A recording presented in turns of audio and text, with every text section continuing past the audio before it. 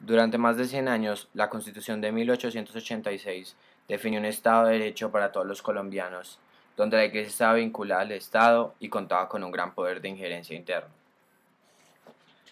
Con la aparición de la Constitución de 1991, las cosas cambiaron bastante.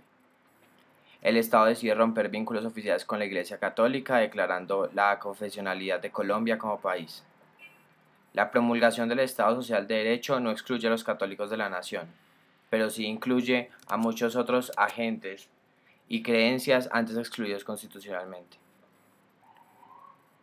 Dicha inclusión se da gracias al artículo 19 o de libertad de cultos que da igualdad a todas las creencias religiosas. Los derechos pueden entenderse como una barrera virtual que protege a los individuos o a las comunidades y establece limitaciones sobre aquello que el Estado u otros individuos están en capacidad de hacer. Celebrando 20 años de evolución en derechos para los colombianos, nos preguntamos si la protección del derecho a la libertad de cultos ha mejorado en las 2 décadas de Estado Social de Derecho o si por el contrario hemos retrocedido en la garantía del mismo. En otras palabras, nos preguntamos si el derecho es hoy en día una barrera fortalecida o una protección con huecos y relativamente débil. Para empezar, en Colombia alrededor del 91.5% de los ciudadanos se define como cristiano. La mayoría es católica, pero hay un número creciente de participantes de otras formas de cristianismo. La cifra proviene de una encuesta privada realizada por El Tiempo, ya que el gobierno, mediante el Departamento Nacional de Estadística, no realiza sondeos de esa cifra, pues considera que no tiene relevancia para que el gobierno pueda servir a sus ciudadanos.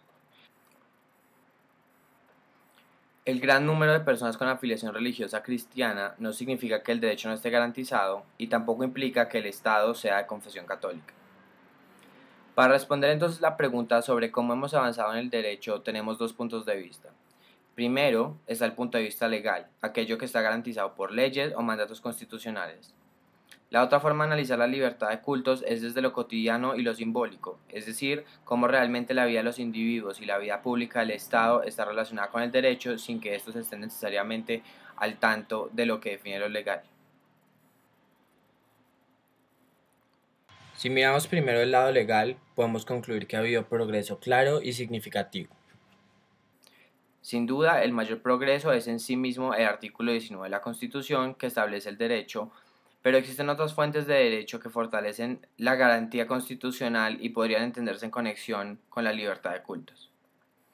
Ejemplos de progreso en lo legal pueden ser el artículo 42 de la Constitución relacionado con el divorcio civil, el artículo 18 sobre la libertad de conciencia y el artículo 68 sobre libertad de educación religiosa. Existen otras fuentes importantes de derecho en el tema, como la Ley 133 de 1994, por la cual se desarrolla el Decreto de Libertad Religiosa y de Cultos. Podemos ver un caso concreto de cómo el derecho se ha ido garantizado con más fuerza en la actualidad. Por ejemplo, la presentación de los exámenes del ICFES se ha realizado usualmente el día domingo durante varios años. Sin embargo, ese mismo día ha sido tradicionalmente el día de descanso y de peso religioso para muchas personas. Por lo tanto, y gracias a una tutela, todos los estudiantes cuya confesión religiosa les impida realizar el examen el día domingo pueden exigirle al ICFES realizar ese examen otro día a la semana, pues el derecho constitucional debe siempre ser garantizado. Desde el punto de vista cotidiano o en materia simbólica, el avance no es tan claro y en los últimos años puede decirse que hubo cierto retroceso. El Estado colombiano definido constitucionalmente no es confesional. Sin embargo, existen muchos casos en los medios de comunicación donde los funcionarios públicos hacen afirmaciones de carácter confesional o intentan promover formas de vida claramente relacionadas con la normativa moral católica.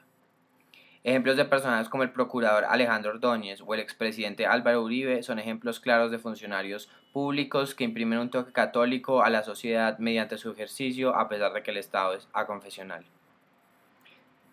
Es muy difícil decir que se está atacando la libertad de cultos en casos como estos y por eso hablamos de algo más simbólico. Hoy en día no se discute la legalidad de movimientos políticos abiertamente religiosos como el movimiento Mira, que aspiran a ser parte de al menos 2 ramas del poder público con su ideología religiosa siempre visible. O también queda mucho que pensar de frases célebres de la vida pública. ¿Quién puede negar el trasfondo cristiano de la cita de Álvaro Uribe? Guárdense ese gustico para después. En resumen, desde 1886 y hasta hoy, y mirando hacia futuro, podemos ver que antes no había derecho alguno en materia de libertad religiosa. Luego hemos ido evolucionando especialmente el aspecto legal y cómo eso se ha integrado en asuntos cotidianos, por ejemplo el caso del ICFES. Sin embargo, a futuro nos queda pendiente fortalecer la calidad aconfesional del Estado y pensar cuáles son los límites de la libre expresión de las personas que lo componen.